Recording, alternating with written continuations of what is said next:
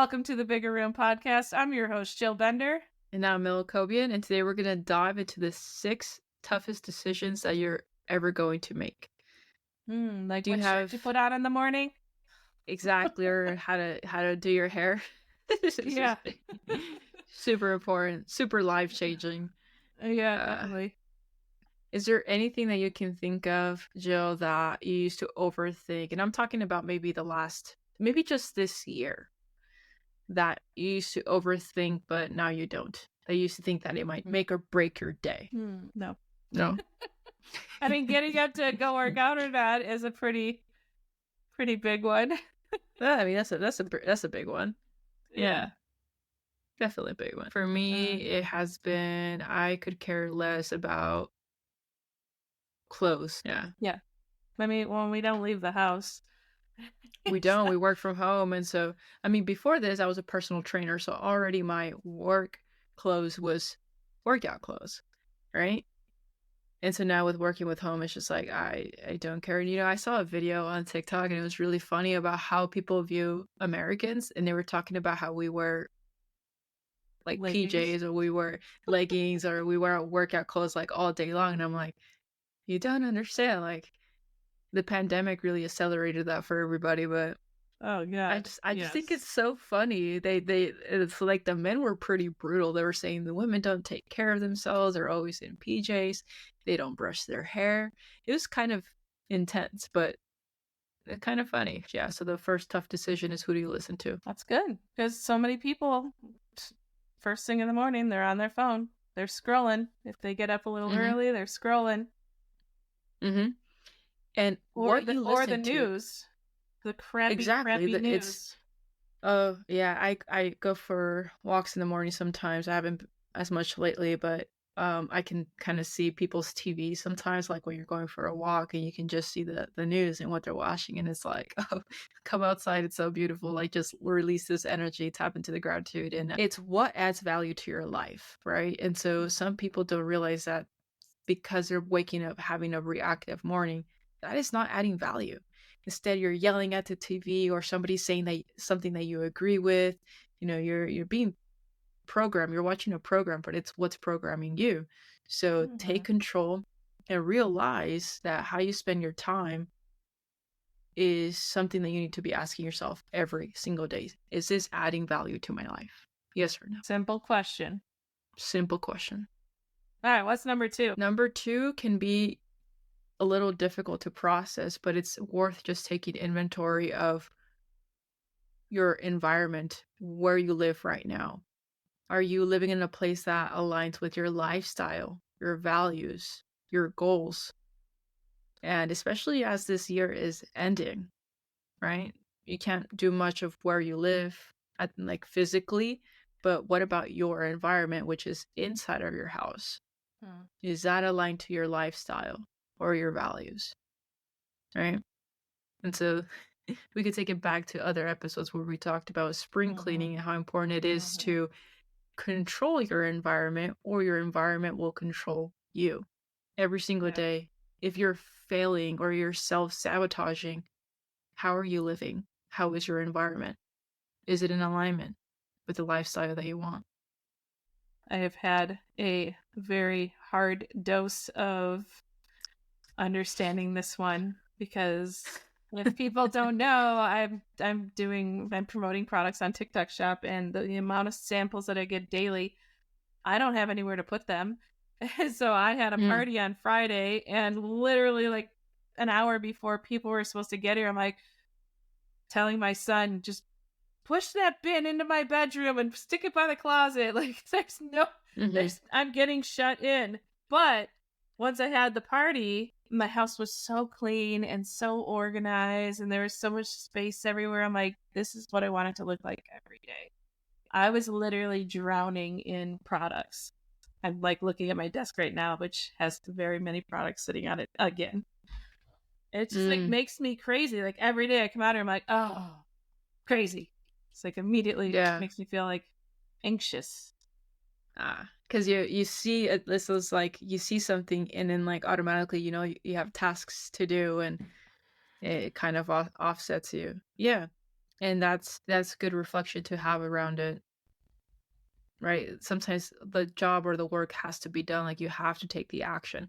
So how can you get to a place where you take the action from a place of, enjoyment and gratitude, like, "Oh, yes, you get to do these videos. You get to have this stuff for free." Like, how cool is that?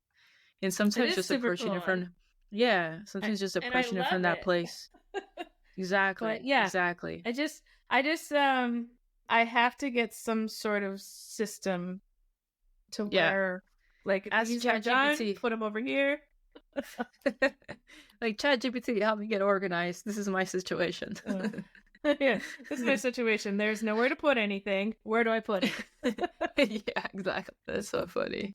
Oh, but it's real. I think that I mean, you're a mom, and I think that a lot of parents can relate to that. Sometimes I have 2 dogs, and sometimes my wife and I clean the house, and right now we're doing a lot of showings of the house because we're getting ready to rent it out, and so we have to keep the house clean and Mm, spotless, and or like nice. almost like nobody lives here because Yeah. they're like, hey, we're gonna do an open house. Somebody wants to go see the house right now. It's like crap. Okay, yeah, and then the freaking dogs just make such a mess, and then you come down, and so they just literally get all their toys and put them everywhere, and and those are dogs, so I can't even imagine with kids.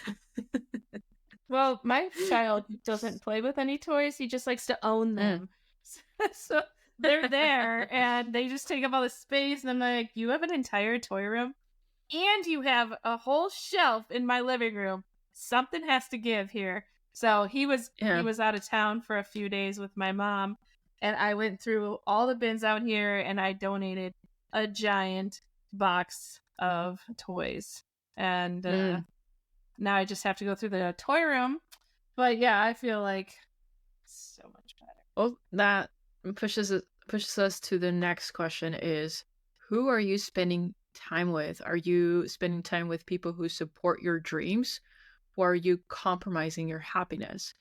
And this can even sometimes be like for people who are married, that can be a, a tough question. Like, some people shouldn't be married. And because that's a person you are with every single day, and sometimes that's where you're not getting the support. And sometimes this is just the friends that you're hanging out with. Are you compromising your happiness? Are you compromising your goals because your friends that you hang out with don't support them, or they criticize you? Um, it's sad to I see knew. sometimes, even just out and about. I see friends hanging out in groups and people just sharing about their day. You can hear the little side comments that their friends make, and it's like, oof, that's jealousy, or oof, that's actually envy. And it's like, you could just see the person kind of like compromise their happiness by like kind of withdrawing or not showing their excitement anymore. Um, it's tough. I I knew this was going to be on the list You knew, because you it's knew it.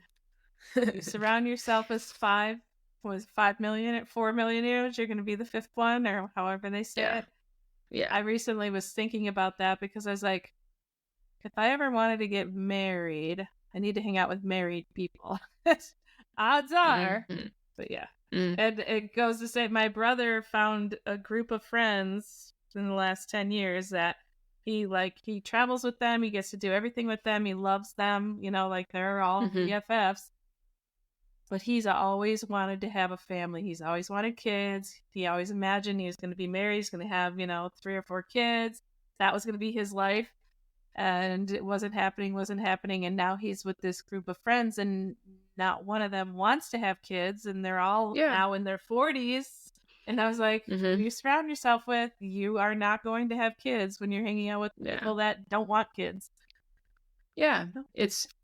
It's why, like, friends group change. You just evolve with the people that you're gonna evolve with. But I think the key is happiness, right? It's absolute happiness. You have to be hang out with people that are absolutely happy. And maybe you realize, like, oh, maybe I don't want to get married, or maybe I don't want to have kids, whatever that may look like, because that means that you get to chase your dreams.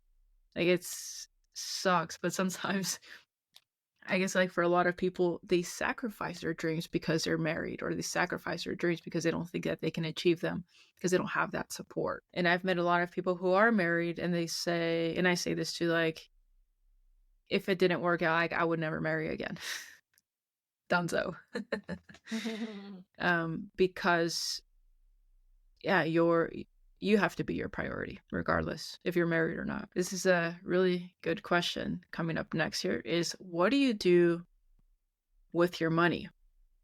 Are you spending it in line with your priorities? Do you save? Do you invest? Are you building wealth? What do you do with your money? That is a question that should definitely be inventoried. Are you buying crap off a TikTok shop every morning? Exactly. Should you get paid? Exactly. Yeah. The average person does not have an emergency fund for $1,000. Most emergencies are not $1,000 unless it's like something small that happened to your car or at home. But most emergencies are at least 3 to 5 times that. Right. Yeah. Yeah. What do you think? What do you think? Yeah. Do you think that? Why do you think people, Joe, will go buy the brand new iPhone right now today and get in debt, but won't put the $1,000 in savings instead? Lack of education, not education from a school, lack of education on what they should be doing with their money. We aren't really taught that stuff growing up unless you have parents that, were really good with it. But yeah, it just stems from how they were raised and how their parents were raised. And they don't really know anything different. And even if they're taught something different, that's like a new habit that you have to practice daily and you have to want to change. Yeah. Right. And that it kind of ties in with this last one, is what do you value? Because some people value looking rich. Some people value having that expensive phone, having that designer bag or whatever, but it's not, it's just a front. But that, because those are their values. But giving value to the materialistic side of things.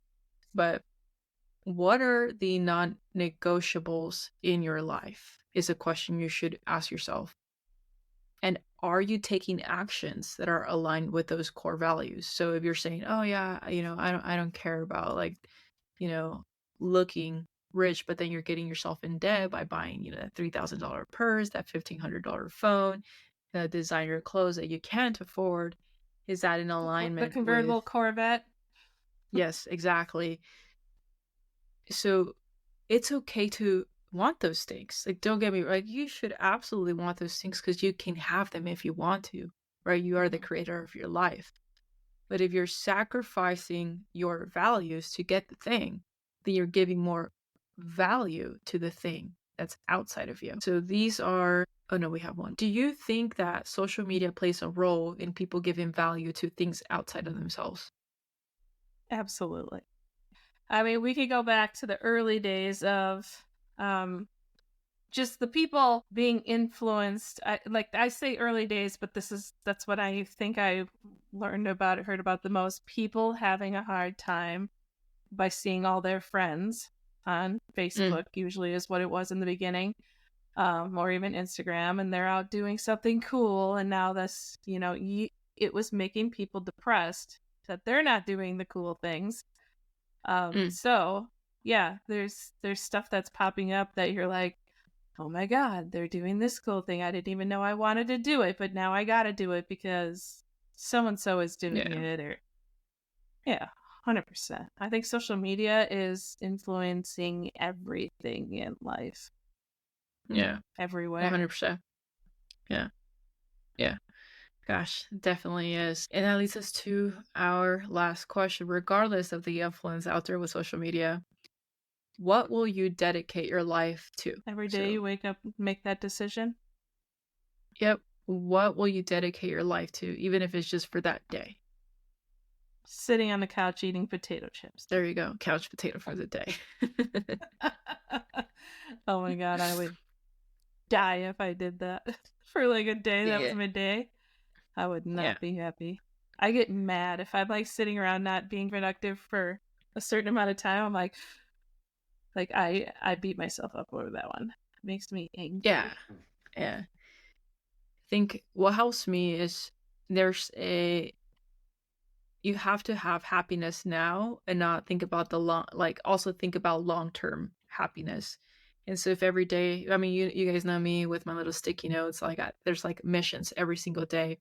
And sometimes, sacrificing the satisfaction of just being a couch potato and, doing the things that normally I think people do that when they like work a 9 to 5, they're unhappy with their job and they want to disconnect by plugging in to social media or Netflix or whatever.